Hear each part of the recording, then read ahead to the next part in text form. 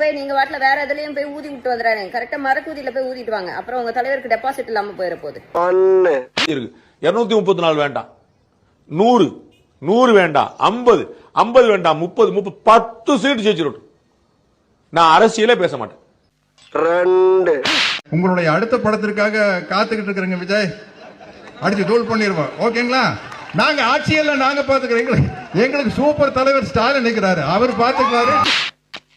2026ல மட்டும் தாவேக்கா தமிழ்நாட்டுல ஆட்சி அமைச்சிச்சுன்னா சத்தியமா சொல்றேன், என் அக்கௌண்ட்டே டீஆக்டிவேட் பண்ணிட்டு டெலீட் பண்ணிட்டு போயிடுறேன். சோசியல் மீடியால ஒரு பிளாட்ஃபார்ம்ல பேச்சாடா பேசுன, கொஞ்சம் பேச்சா பேசுன. மன்னர் பரம்பரை, மண்ணாங்கட்டி பரம்பரை, நீயே இப்ப மாவு கட்டு பரம்பரை ஆகிட்டாங்க. அங்க பாரு.